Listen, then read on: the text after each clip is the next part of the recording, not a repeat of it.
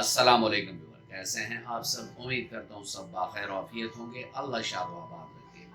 क्या औरत का इंजाल या ऑर्गोसम इज़्दिवाजी ताल्लुक में ज़रूरी है कि वो हो तभी जाकर कोई प्रेगनेंसी होगी कि नहीं है ज़रूरी। आज ये बहुत इम्पोर्टेंट टॉपिक है और इस पर मैं आपको साइंटिस्ट के मुख्तलिफ आरा हाइपोथेसिस के बारे में भी बताऊंगा और साथ में मैं अपने क्लिनिकल एक्सपीरियंस के बारे में भी बताऊंगा। तब जाकर आपको पता चल जाएगा कि औरत का जो ऑर्गोसम है या उसका जो इंजाल है या सेटिस्फैक्शन कह लें, सेक्सुअल जो इंटरकोर्स है, इज़्दिवाजी ताल्लुक है, तो उसमें आपको ये पॉइंट क्लियर हो जाएगा। इस पर हम बात करेंगे भी बस। लेकिन अगर आप मेरे चैनल पर नए हैं और अभी तक आपने चैनल को सब्सक्राइब नहीं किया तो चैनल को सब्सक्राइब कर दें और बेल आइकन दबा दें ताकि इस तरह की मुफीद वीडियोस आप लोगों को वक्तन फवक्तन मिलती रहे।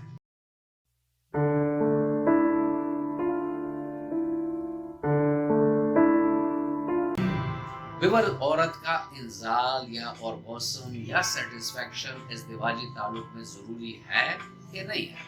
इस पे दो मेजर स्कूल ऑफ थॉट्स हैं साइंटिस्ट के और उन्होंने मुख्तलिफ हाइपोथेसिस पेश की हैं। एक कहता है कि नहीं भाई, इसकी कोई ज़रूरत नहीं है कि उसका ऑर्गोसम होता है या नहीं होता। प्रेगनेंसी फिर भी हमने मुख्तलिफ ऐसे ट्रायल्स किए कि उसमें औरतों की प्रेगनेंसी विदाउट ऑर्गोसम यानी उसका ऑर्गोसम नहीं होता फिर भी प्रेगनेंसी हो जाती है। ये भी किसी हद तक मानने की लायक बात इसलिए है कि ये होता है। बहुत से मर्दों को प्रीमेच्योर एजैकुलेशन का मसला होता है और साल साल होता है, लेकिन फिर भी उनकी औलाद पैदा हो रही होती है। ठीक है। दूसरे स्कूल ऑफ थॉट के साइंटिस्ट कहते हैं कि नहीं भाई, ऑर्गोसम जो है वो प्रेगनेंसी के चांसेस को ऑलमोस्ट डबल टू ट्रिपल कर देता है। कि अगर किसी औरत का ऑर्गोसम होता है तो उसकी जो प्रेगनेंसी नंबर ऑफ प्रेगनेंसीज हैं, जो कितनी बार हामला हुई हैं, तो वो कहते हैं कि वो ज़्यादा होता है उन औरतों के बनिस्बत जिनका ऑर्गोसम नहीं होता, यानी जिनको सेटिस्फैक्शन सेक्सुअल इंटरकोर्स इज़्दिवाजी ताल्लुक में नहीं मिलती। इस पर इन्होंने दो दलीलें भी दी हैं। एक दलील ये दी है कि चूंकि जब औरत का ऑर्गोसम हो जाता है तो उसके अंदर हैप्पी हार्मोन ऑक्सीटोसिन सिक्रेट हो जाती हैं, जिसकी वजह से बॉडी में खुशगवार सी अ, तब्दीली आती है, जिसकी वजह से उसके प्रेग्नेंट होने के चांसेस ज़्यादा होते हैं। क्योंकि वो ये भी बताते हैं कि अगर स्ट्रेस वाले हार्मोन ऐसे टाइम में रिलीज हो जाए तो ये प्रेगनेंसी को करने से ये स्ट्रेस हार्मोन्स जो हैं वो रोकते हैं। ठीक है। दूसरा पॉइंट उन्होंने ये बताया है कि औरत जब ऑर्गोसम उसका होता है, यानी उसमें फिर अगर आपको इंटरनल केमिस्ट्री का मैं बताऊं तो वो ये होता है कि सकिंग टाइप ऑफ मूवमेंट्स होती हैं उसके यूट्रस और जो वेजाइनल कैनाल है वहां। ये एक पॉइंट है। इसमें ये होता है कि जब स्पर्म उधर से शूट करता है तो जब ये मूवमेंट भी ये कंट्रैक्शन वाली होगी तो स्पर्म बहुत जल्द यूट्रस तक पहुंच जाएगा और प्रेगनेंसी अचीव हो जाएगी। यानी ये दूसरा स्कूल ऑफ थॉट मेरे क्लिनिकल एक्सपीरियंसेस को भी थोड़ा बैकअप करता है। ठीक है।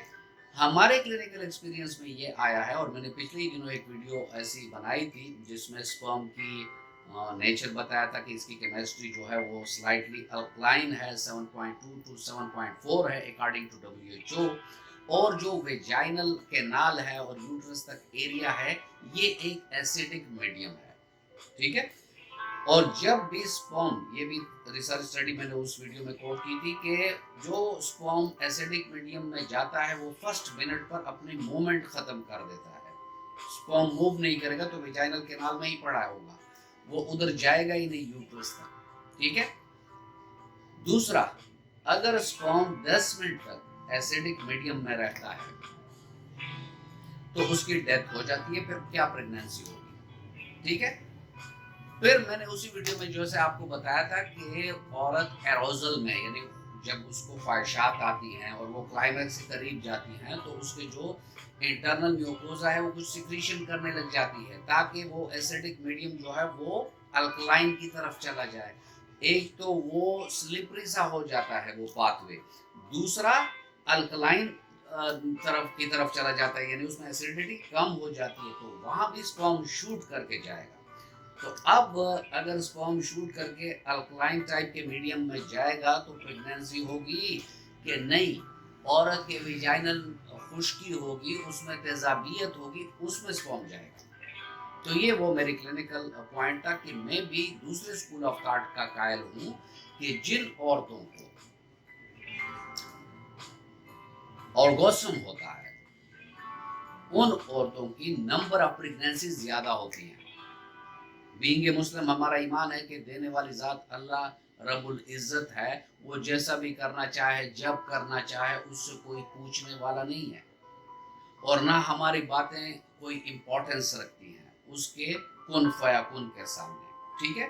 اس پر تو ہم اپنے بیلیف کی وجہ سے ایگریڈ ہیں۔ میں وہ باتیں آپ کو بتا رہا ہوں جو سائنس کے فیکٹس اینڈ فیگرز ہیں۔ تو یہاں اگر آپ کی مطلب آپ کپل میں یہ ہے کہ مرد کو پری میچیور ایجیکولیشن کا مسئلہ ہے، تو اس کے لیے بھی ہومیوپیتھک کی بہت ساری میڈیسنز ہیں جو ہم دیتے ہیں پیشنٹ کو، اور اس کا جو نارمل ٹائم ہے 3 to 5 منٹس وہ اچیو ہو جاتا ہے۔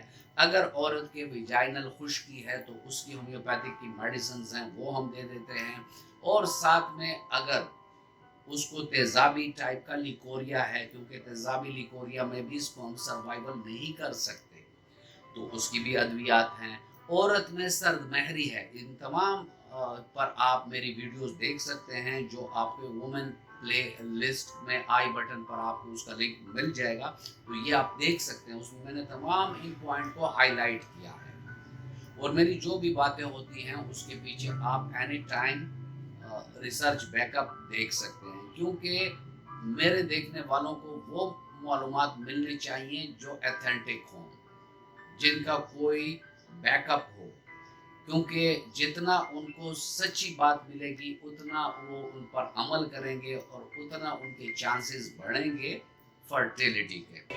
اور ویور جو میں نے آپ کو بتایا کہ پلے لسٹ میں آپ کو مل سکتی ہے، تو اس میں یہ ویڈیو بھی آپ کو مل سکتی ہے کہ اگر عورت میں جنسی خواہشات کی کمی ہے یا سرد مہری ہے تو اس کی ادویات بھی ہمارے ہومیوپیتھک میں ہے، جس سے یہ سرد مہری ختم ہو جاتی ہے اور عورت کا آرگزم ہوتا ہے، جس کی وجہ سے اولاد پیدا ہونے کا جو چانس ہے وہ میکسیمائز ہو جاتا ہے۔ ویورز یہ تھا آج کا ٹاپک، اور میں امید کرتا ہوں کہ آپ کو اچھا لگا ہوگا۔ اگر آپ کو اچھا لگا تو ویڈیو کو لائک کر دیں اور فرینڈ اینڈ فیملی ممبرس کے ساتھ اس کو شیئر کر دیں۔ ملتے ہیں کسی ایسی اچھی ویڈیو میں، تب تک کے لیے اجازت، اللہ حافظ۔